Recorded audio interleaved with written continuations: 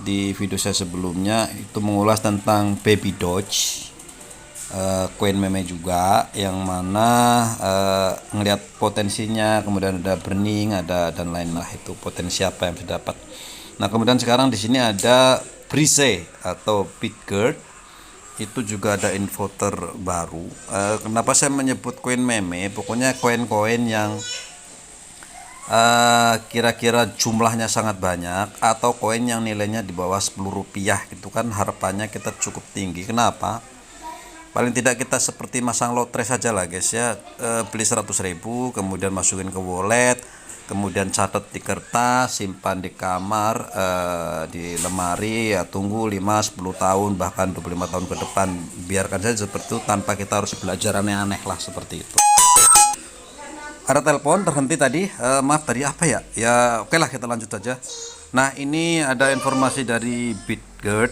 Nanti kita di belakang kita lihat market cap-nya, jumlah koinnya dan lain-lainnya. Kita ngelihat mungkin project yang sedang dikembangkan atau project yang diinfokan oleh Bitgert. Di sini ada tweet yang mengatakan bahwa, oke, kita bahas Indonesiain aja deh daripada ini.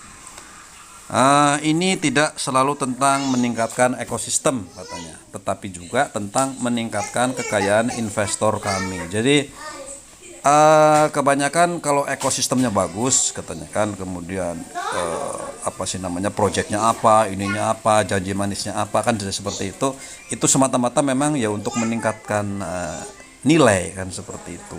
Tetapi apakah dengan mengurangi jumlah pasokan kemudian naik? Ya kan belum tentu juga guys. Tetapi itu adalah langkah paling gampangnya, langkah paling memungkinkan gitu ya.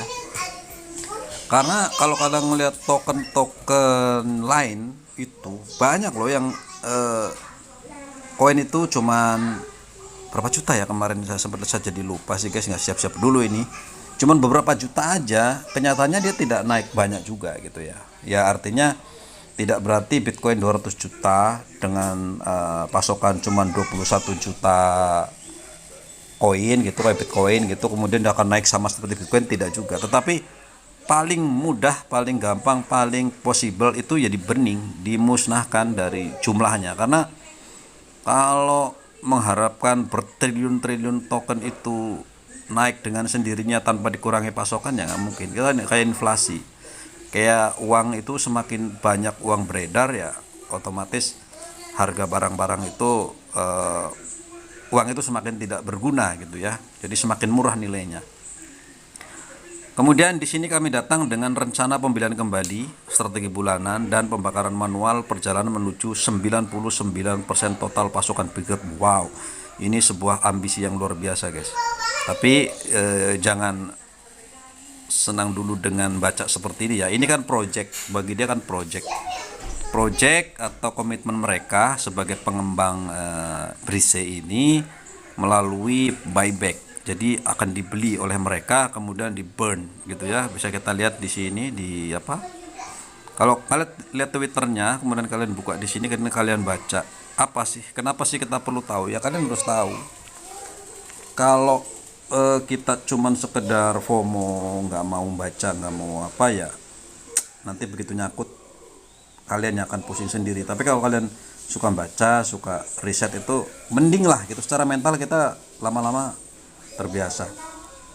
Ini dia ya, big announcementnya adalah pengumuman besar rencana pembelian kembali strategi bulanan dan bakaran manual. Jadi akan dibeli tiap bulan, kemudian akan di-burning, dibakar secara manual ya. Tapi ini ya lumayan sih ya, daripada burning itu melalui tag, kemudian melalui validator dengan ikhlas gitu. Kalau ini kan memang sudah dikonsep gitu ya. Oke, sebuah perjalanan menuju bakaran 90% dari total pasokan. Nah, yang diharapkan itu apa? Yang diharapkan bagaimana rencana pembelian kembali strategis pekerja. Nah, ini bahasa Inggris di Indonesia kan yang gini agak-agak aneh, kita sendiri agak hanya bisa mengira-ngira guys maksud mereka. Kemudian mobilisasi sumber daya untuk pembelian kembali dan pembakaran. Jadi mungkin nantinya ya dia akan kampanye besar-besaran, memobilisasi banyak orang, ayo kita beli, kemudian kita burning secara manual, yaitu kampanye lah seperti itu. Ya intinya sama, mengajak kita semua gitu untuk kita ikhlas dengan sukarela membening. Kemungkinan seperti itu ya, karena memobilisasi ya kemungkinan. Tapi paling mudah mereka kan kalau dari validator gitu ya, ataupun investor-investor besar ya, terutama mengharapkan investor besar guys. Jadi investor besar itu kan misalkan gini, hari ini kita saya punya 1 juta 2 juta token misalkan guys. 2 juta token kalau nggak diapa-apain itu kan cuman harganya mungkin beberapa ratus ribu rupiah gitu. Tapi kalau kita ikhlas membakar separohnya misalkan, kemungkinan naiknya kan nanti kita akan kembali modal kita. Sebenarnya seperti itulah konsepnya. Jadi hari ini karena banyak jumlahnya, kalaupun kita punya modal misalkan hari ini 1 juta token harganya misalkan 10.000 rupiah hari ini ya, kemudian kita burning 900 ribunya, kita burn lah, kita ikhlas, kita burn set, kita cuma ada 100 ribu koin.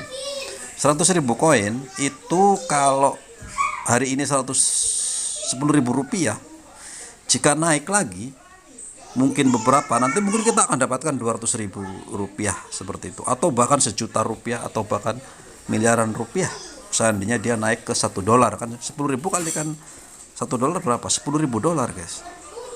10.000 kan udah 100 juta lebih, padahal kita hari ini membelinya cuma berapa ratus ribu saja kan, deh seperti itu. Padahal kita ngikhlasin. Memang kalau misalkan kalian tidak jual 1 juta dolar ya kalian akan jadi kaya raya lah gitu, tapi untuk menjadi kesana kapan gitu. Makanya itulah kampanyenya, mungkin seperti itu.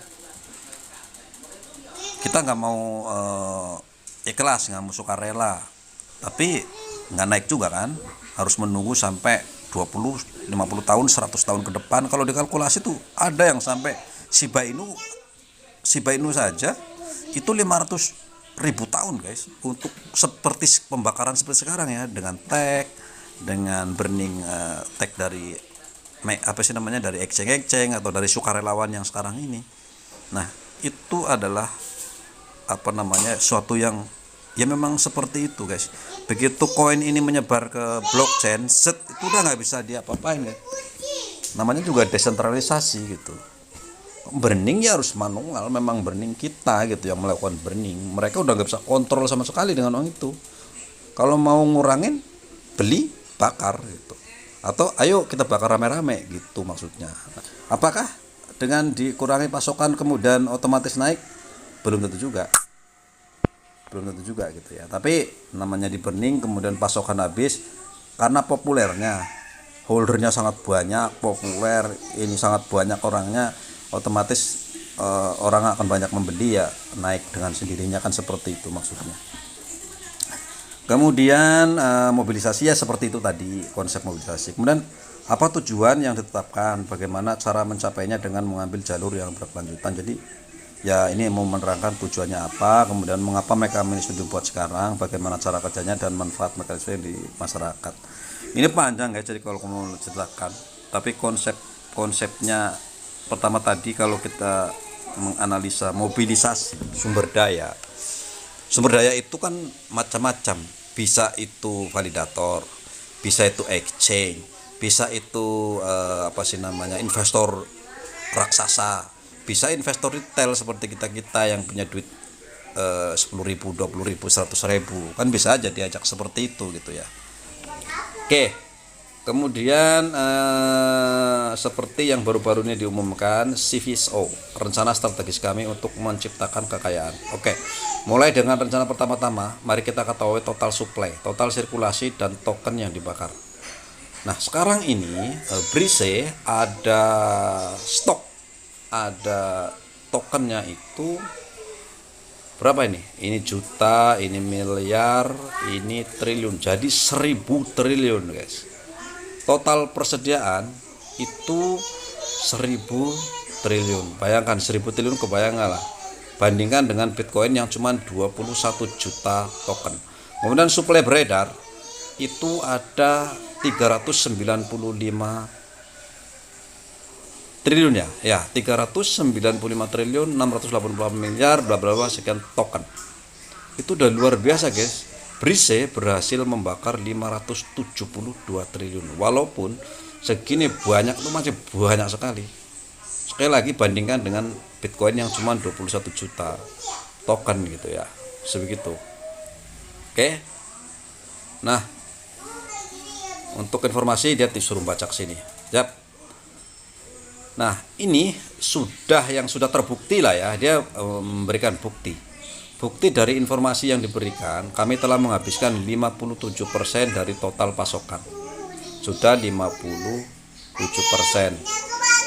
Ya. Sama juga ya. Jadi Shiba Inu juga sudah 50%. Shiba Inu dulu diberikan kepada pemilik Ethereum, ke Vitalik, sama Vitalik itu 500 juta token, 500 triliun token, yang 100 triliunnya ke India untuk kemarin pandemi itu ya. Kemudian sisanya di burning oleh Vitalik. Ya luar biasa sekali ya, walaupun itu murah tapi ya duit. Memang orang nggak butuh duit sih guys ya. Begitulah. Nah, sekarang tim kembali dengan strategi berkelanjutan lainnya. Jadi dulu yang sudah pernah dilakukan, dia akan mencoba melanjutkan strateginya yang tidak hanya bermanfaat bagi masyarakat tapi juga menyertai strategi kami saat ini. Nah, itu rencananya pada kuartal pertama 2023 tim Bitget telah membuat rencana berkelanjutan, di mana tim tidak hanya akan kembali membeli token setiap bulan tetapi juga akan bakar token tersebut. Jadi tim itu akan membelinya, buyback namanya, beli kembali tokennya, kemudian akan di burn, dimusnahkan, seperti itu. Dari mana mereka membeli duitnya, membeli token ya, itu urusan internal mereka ya. Mereka pasti entah itu investor, entah itu apa ya, kan bisa saja seperti tadi gitu ya. Cari investor, oke, kalian beli 100 triliun yang nanti, tapi dengan syarat 99 triliunnya kalian burning ya gitu. Lah enak aja lu burning, bagaimana saya mendapatkan ya, nanti dengan capital gain begini kayak tadi lah, konsep sederhana seperti itu. Mungkin ada yang mau, tapi itu sebuah cara gitu ya. Kemudian rencananya adalah membakar 99% dari total pasokan 1000 triliun dalam jangka panjang, yaitu setiap bulan token akan dibeli dan dibakar oleh tim. Yang mengapa mekanisme pembelian kembali dan pembakaran strategis akan menjadi pengubah permainan untuk Bitget dalam jangka panjang dan pendek juga ya. Kalau jangka panjangnya, makanya sekali lagi, jangka pendek kalau terlalu jor-joran juga itu beresiko guys, akan bubble juga. Jadi yang sehat, sebetulnya pasar sehat itu kalau kalian lihat Bitcoin, kalian lihat sejarahnya Bitcoin, dia naik set dari mulai 2012 itu yang terdata 2012 kalau nggak salah ya. Mari kita lihat sebentar deh ya, kita alihkan ini sebentar supaya kalian paham ya yang paling sehat seperti apa. Oke, sekarang harganya di 23.000 hari ini ya. Oke, kita akan coba melihat ke masa lalunya. Oke, kita mulai dari tahun 2011, mungkin 2010 di sini ya, 2010. Bitcoin awalnya berharga 0,1, kemudian pada tahun 2011 bulan 6, setahun kemudian dia naik ke $19, kemudian terjun ke 2,4 dolar. Berapa kira-kira penurunannya? Kita akan hitung. Penurunannya adalah sebesar 87% guys. 87% dari melonjak ke atas, boom, sampai ke 2,4 dolar. 87% turunnya.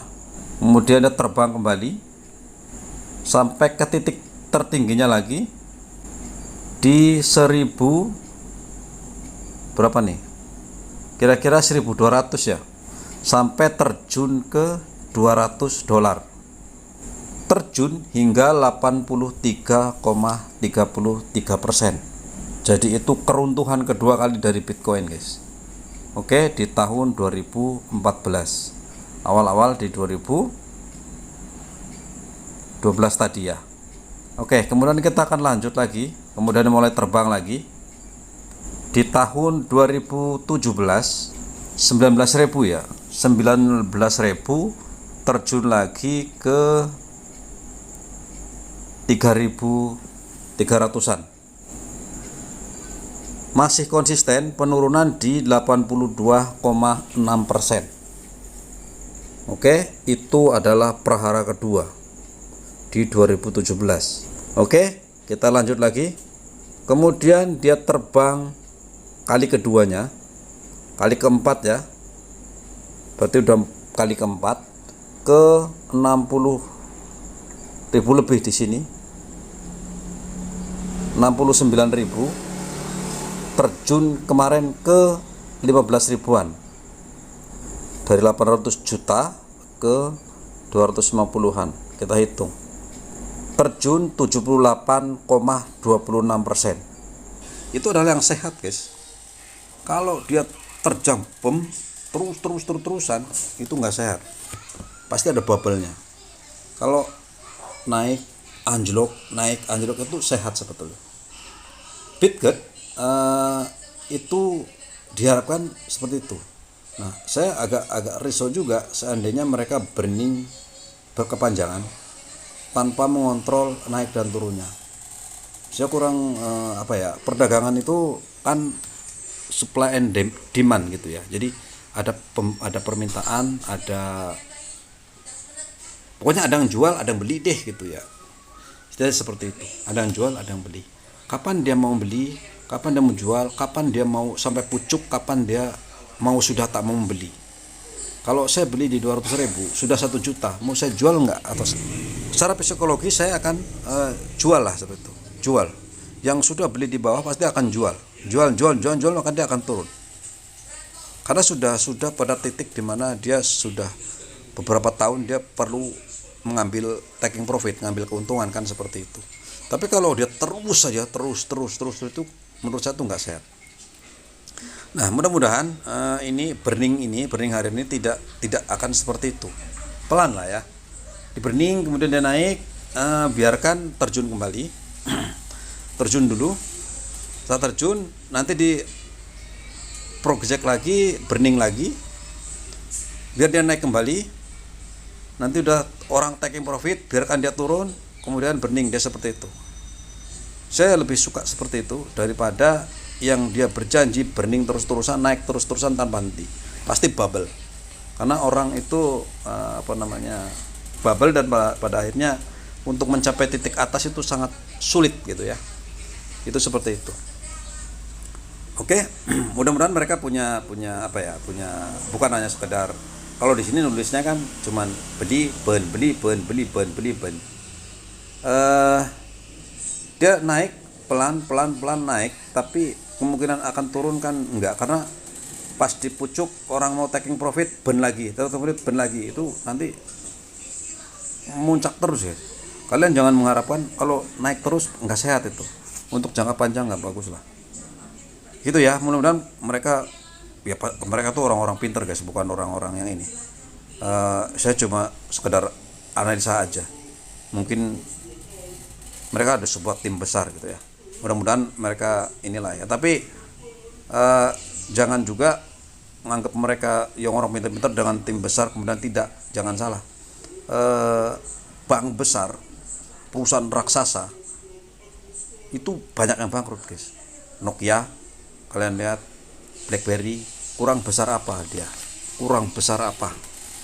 Tapi karena mereka punya sesuatu yang menurut kita juga itu salah, tapi mereka tidak lakukan, menurut mereka benar, mereka akhirnya bangkrut juga kan gitu ya. Jadi seperti itu. Jadi mereka tim besar, mereka orang pintar, orang-orang pandai, tapi tidak ada jaminan mereka juga berhasil, seperti itu. Itu seperti itu ya. Jadi jangan ini. Kemudian selanjutnya pertanyaan adalah apa yang terjadi dengan mekanisme pembakaran yang sudah kita miliki itu masih akan ada, di mana transaksi harian membakar 5% dari nilai BSC. Itu yang sudah di burn sekarang ini gitu ya. Awalnya itu kan hanya dari Binance Smart Chain, dia punya itu tax di burning. Tapi sekarang memiliki dua mekanisme pembakaran, bekerja setiap bulan untuk native Brise, kemudian di BRC sendiri, di apa sih namanya, di jaringan dia sendiri di BRC, atau di BEP 20 punya BNC ya, punya JZ itu, punya Binance, dan yang lainnya bekerja setiap hari untuk BP20. Itu setiap hari sudah lah ya, karena sudah memang ada tagnya gitu. Kemudian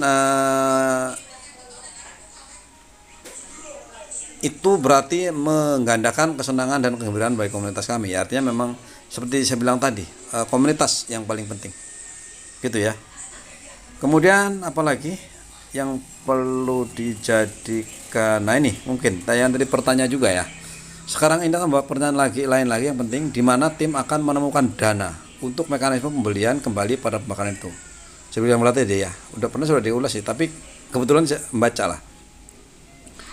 Kami telah melihat anggota komunitas kami di Telegram dan Twitter bertanya kepada kami tentang kemitraan dan mengapa kami memasukkannya. Jawaban sederhana namun menentukan, kemitraan tidak memberi proyek bla bla bla bla. Menggunakan untuk strategi pembeli dan bakar. Nah, betul seperti yang saya katakan tadi ya, mobilisasi sumber daya. Jadi kemitraan itu bagaimana di komunitas, di tim, para holder, ya kita harus dengan sukarela gitu ya. Urunan gitu, kita urunan rame-rame. Oke, saya mau 50.000 token, Anda 1.000 token, Anda 2 token, Anda 1 juta token, semua kan terkumpul berbulan-bulan, bertahun-tahun seperti itu. Itu memang lebih mungkin kan. Tapi bisakah kita dalam komunitas ini kita kompak gitu ya, kompak secara bersama-sama? Itu kan pertanyaan lain juga gitu ya. Kemudian apa tujuannya? Nah, tujuan adalah pembakaran proses secara efektif mengeluarkan koin dari peredaran, mengurangi total pasokan itu dan meningkatkan permintaan. Nah, seperti saya bilang tadi, apakah pembakaran itu, apakah pengurangan token itu akan sebagai jaminan untuk dia naik? Kan belum tentu juga. Ada token yang jumlah sedikit atau tidak naik juga gitu. Ada kan? Ya, ada. Nah, katanya di sini mengurangi total pasokan dan meningkatkan permintaan. Artinya pasokan dikurangi, permintaannya juga harus dinaikkan gitu ya. Katakanlah sekarang sudah 1 juta 1 miliar orang yang membeli token ini misalkan ya, 1 miliar orang. Misalkan nanti ada 1 miliar orang lagi membeli, karena total pasokannya masih sangat banyak, maka harga itu tidak mana-mana gitu. Tapi kalau dikurangi, 1 miliar orang yang sudah beli di harga $1, kemudian nanti ada 1 miliar orang lain membeli, tapi barangnya sudah nggak ada, maka otomatis yang punya $1 tadi akan menjual di harga tinggi. Itu konsep pasar seperti itu. Nah, jika berhasil berhasil mengurangi peredaran, berhasil memusnahkan, tapi tidak berhasil meningkatkan permintaan, sama saja. Seperti itu kan. Makanya FOMO itu satu hal yang menjadi patokan mereka juga. Masih banyak orang yang FOMO gitu ya. Padahal memang mereka adalah target-target yang mana jika tidak ada mereka ya nggak akan naik juga gitu guys. Kalau market maker itu membeli ya berapa orang, dia ribuan triliun. Apakah ada bandar yang mau menguasai segitu, sementara kalau masyarakat tidak membeli, siapa yang membeli gitu? Bandar membeli bisa gitu. Saya menaikkan harga, bandar bisa menaikkan harga, bisa. Saya beli misalkan jumlah pasokan 1.000 triliun, saya beli 500 triliun. Secara otomatis dia akan langsung boom, seperti otomatis itu sudah otomatis saja naik. Karena membeli itu juga harus membeli dari siapa? Pertanyakan seperti itu. Dari siapa membeli? Karena harus ada barang. Ada barang yang saya beli naik. Kenapa barang itu naik? Karena kita membeli barangnya orang, kan seperti itu. Kemudian nanti kalau sudah beli naik sedikit pucuk, sudah naik, pada saat saya mau taking profit, saya mau jual misalkan, kepada siapa? Kepada mereka-mereka yang FOMO pastinya ya, yang FOMO, karena dia turun lagi kan, kemudian turun. Nah nanti begitu makin ramai dia akan, orang beli lagi, dia naik lagi. Dan seperti itu konsep sederhana pasar seperti itu. Jadi nggak usah bikin pusing-pusing, sebenarnya emang prosesnya seperti itu. Jadi jangan berharap mereka tuh bandar itu bandar aja naikin, nggak bisa. Bandar itu membeli juga harus dari barangnya orang gitu. Siapa yang punya barang itu? Entah itu owner, entah itu pastinya orang yang sudah punya gitu ya, atau mereka para penambang. Jadi sama seperti emas, saya sebagai bandar emas, saya akan membeli 2 juta ton misalkan, 2 juta ton emas. Ke siapa? Ya ke mereka, ke penambang, atau ke toko, ke pemilik toko emas, atau ke broker-broker emas, atau paling gampang ke pabriknya sana kan, ke tambangnya gitu. Siapa yang punya tambang? Freeport misalkan, ya saya harus ke sana beli. Mana emasnya, saya beli gitu. Nah, beli kemudian saya jual. Siapa yang membeli? Kalau saya beli 1.000 per kilo misalkan, tentu saya harus dapat untung. Mana mungkin saya beli 1.000 saya jual 500 rupiah, kan nggak mungkin. Jadi harus beli 1.100, 1.200, kan seperti itu. Siapa yang mau membeli jika ada jutaan ton emas paling geletakan di pinggir jalan? Nggak ada yang mau guys. Jadi seperti itu. Itu cara paling mudah kita menganalisis ya. Kalian tinggal baca selengkapnya di sini ya. Rencana strategis dimulai, kemudian dia pada 3 Februari akan dimulai, pada 8 waktu UTC, bersemangatlah gitu ya. Kalau duit kalian besar, misalkan mungkin kalian 10 juta juga belum ngaruh banyak guys. Kalau misalkan kalian punya duit 50 atau 100 juta.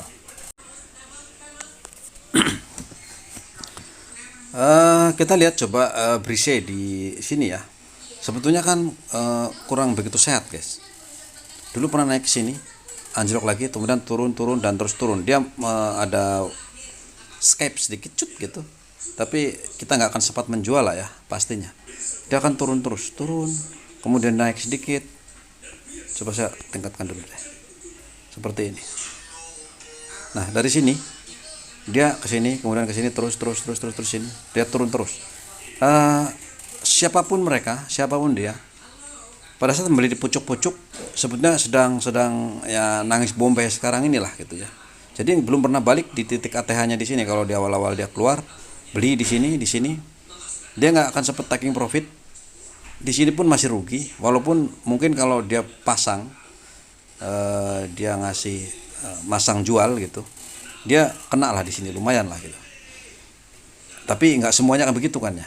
Kemudian dia turun, naik lagi pun juga sampai kalian FOMO beli di sini, sekarang posisi di sini, kemudian nggak sampai, masih rugi juga sampai hari ini.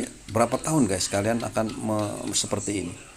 Dari sini dia dari tahun 2022 sampai sekarang 2023 sudah mencapai 3 tahun guys. Uang kalian di sini nyangkut 2 tahun dan belum ada tanda-tanda sudah sia. Jadi siapapun dia yang sudah beli dulu di sini, ini sekarang sedang baru balik modal. Tapi yang beli di sini belum balik modal. Walaupun kemarin sempat sekali, tapi kemudian dia turun lagi. Seperti itu. Jadi secara perjalanan, apakah ini sehat? Sementara turun, sementara belum bisa dibilang sehat. Kenapa? Dia trennya masih turun guys. Dari sini puncrit ini, dia masih berupa turunan. Nanti someday mungkin itu sebuah harapan, mungkin sebuah mimpi, mungkin sebuah halusinasi, kita tidak tahu. Ini sementara memang sedang mencoba melampaui ini dulu, melampaui titik ATH sini. Ini ya, pertemuan antara merah dan hijau ini dia harus ditembus dulu guys. Sebetulnya sudah mulai tertembus. Jadi sudah ada sedikit harapan untuk bisa nge-breakout ini. Nanti setelah breakout sini dia akan ke sini, ngebreak ini. Kemudian kalau berhasil ngebreak ini, dia ngebreak ini, harus ngebreak ini, baru nanti akan dianggap sehat. Dan untuk ngebreak ini tinggi ATH-nya di awal-awal itu perlu mungkin belasan tahun, guys. Perlu belasan tahun. Atau misalkan memang ada konsep burning tadi berhasil, setidaknya jika dia berhasil menembus ATH pertama kali gitu, itu belasan tahun. Jadi kalian coba juga, jangan cuman token ini kalau sudah dapat kripto membayangkan saya akan kaya raya. Tidak juga. Kalau kalian beli di sini sedang hancur-hancuran juga, guys ya. Sedang hancur-hancuran juga. Tapi kalau kalian beli di sini kemarin, beli di sini, sekarang sedang cuan sekali kalian di sini. Tinggi sekali di sini naiknya gitu ya. Kalau kalian beli di sini kemarin hari pada Januari kemarin beli, hari ini sedang cuan. Banyaklah kalian cuannya gitu ya. Kalian mau taking profit silakan. Kalau enggak ya ini sudah ngebreak sih ya. Kalau uang sedikit ya jangan dijual lah, percuma lah gitu ya. Tapi kalau kalian membeli, jangan beli sekarang, ini sedang berada di area resistannya gitu ya. Ini adalah resistan. Dia sedang berusaha nembus ini. Apakah berhasil? Belum tentu, karena ini masih sedang mencoba turun ya, mencoba turun di sini. Masih bisa turun, masih bisa naik. Karena kalau ngikutin Bitcoin juga sedang mencoba breakout di puncak gunung beberapa bulan sebelumnya gitu ya. Sama juga kalau Bitcoin, kalau kita lihat sama. Nah, ini Bitcoin ya, dia sudah naik dari 16 ribuan sampai ke 23 ribu ini, dan sudah sedang mencoba menembus yang ini, dan pada akhirnya gagal, guys. Nah, gagal menembus ini itu cukup risau, guys. Risau kenapa? Karena ini kalau dia sudah bisa melampaui segini, mungkin ada harapan bablas itu. Tapi sekarang ini belum melampaui titik ini, dia sudah mulai merah dan turun kembali. Mungkin kita harapkan dalam seminggu, karena ini pakai menggunakan candle 1 minggu. Kalau 1 minggu ke depan dia menjadi merah lagi, pasti akan turun ke sini, guys. Turun. Kemungkinan besar turun akan sampai sini, dia akan coba naik lagi. Tapi kalaupun tidak, dia akan terus turun lagi. Banyak analis mengatakan bahwa dia akan ke 15.000 dulu. Jadi kita nggak tahu, tapi apakah berpotensi begitu? Bisa saja begitu. Kenapa? Teknikal paling mudah adalah di sini juga nih. Puncak gunung yang ini itu lebih tinggi daripada yang ini. Jadi kalau di garis tren dia akan miring, sedikit miring gitu. Artinya secara tren dia masih turun. Seperti itu. Tapi kalau ini sudah berhasil menembus yang ini, artinya nanti titik puncak ini lebih rendah dari yang ini, ada kemungkinan dia akan go up gitu. Memang kalau secara analisa fundamental, halving adalah pada sekitar bulan April, bulan apa ya? Pokoknya di tahun 2024, mungkin di pertengahan April sampai Mei itu ada halving. Kalian lihat tanggal pastinya di Google, halving Bitcoin tanggal berapa. Itu adalah pengurangan jumlah Bitcoinnya. Nah, biasanya dari halving itu tidak lama, mungkin dalam waktu 6 bulan sampai 1 tahun dia akan mencoba up gitu ya, karena permintaannya akan makin tinggi. Dia seperti itu. Nah, kenapa kita berharap Bitcoin naik? Karena rekod mengatakan bahwa kalau Bitcoin naik, semuanya ikut naik. Itu saja sih harapannya. Nah, kita lihat berisai di coin market cap. Ini secara totali mungkin dalam 24 jam kalian sudah dapat profit 67%. Kalau kalian punya duit 1 juta, berarti uang kalian 1,5 juta. Kalau uang kalian 10 juta, uang kalian sudah 15 juta. Kalau uang kalian 100 juta, 150 juta. Luar biasa kan? Kalau dalam waktu 24 jam. Nah, itu kan kalau kalian besar. Tapi kalau kalian cuma ratusan ribu ya segitu saja, guys. Oke. Kemudian ini sekarang market cap hari ini ada 225 juta dolar. Itu market cap-nya. Kemudian ada circulation supply-nya itu 390 triliun token gitu ya. Karena maksimal tokennya adalah 1000 triliun. Ya sudah berkurang jauh lah, lumayan guys. Tapi untuk target ke beberapa ratus miliar itu kan masih jauh sekali. Kan paling enggak dia anggap secara ekonomis bagus itu di kisaran di bawah 10 miliar token. So, kalian hitung aja, 10 miliar sekarang 300 triliun itu 1 triliun aja 1000 miliar guys. 1000 miliar. Coba kalian bayangkan aja lah. Oke, seperti itu. Itu info ya. Jadi untuk sudah cukup lama, 47 menit. Mungkin info-info gitu. Itu pandangan pribadi saya. Jadi sekali lagi, ini bukan ajakan kalian untuk membeli, bukan ajakan kalian untuk menjual. Bahkan saya mengharapkan kalian itu bisa belajar dulu, belajar memahami dulu, kemudian belajar memahami pasar kalau kalian trading, kalau kalian trader. Tapi kalau kalian cuman sekedar FOMO itu artinya takut ketinggalan, fear of missing out. Kalian coba itu apalah gitu ya, FOMO itu pokoknya takut ketinggalan lah gitu ya. Kalian bisa harapkan ini untuk 5 tahun, 10 tahun atau 25 tahun ke depan. Kalau kalian umur masih muda, masih bujangan, kalian harapkan mungkin beberapa belas tahun ke depan.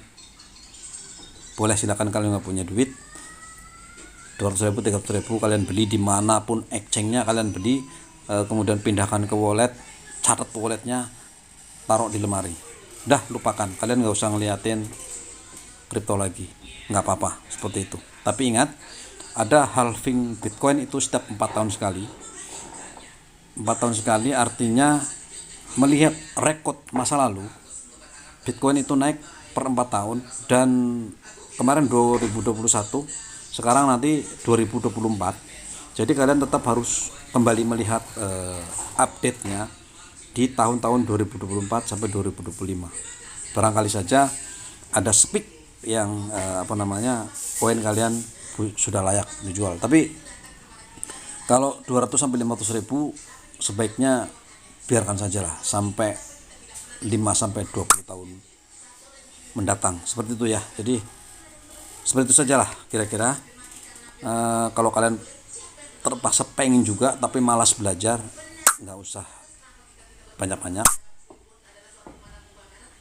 kalian beli sekedarnya saja, simpan, lupakan, sudah, itu saja. Oke. Itu sih bukan kalau dia nggak saran, nggak, ya terserah Anda lah. Tidak boleh juga mengatasnamakan saya. Nanti kalau 500.000 kalian masih sayang, ya jangan, pokoknya no, jangan lakukan. 500 jangan lakukan. Oke. Kalau nggak, jangan pernah membelinya, lupakan aja. Kalian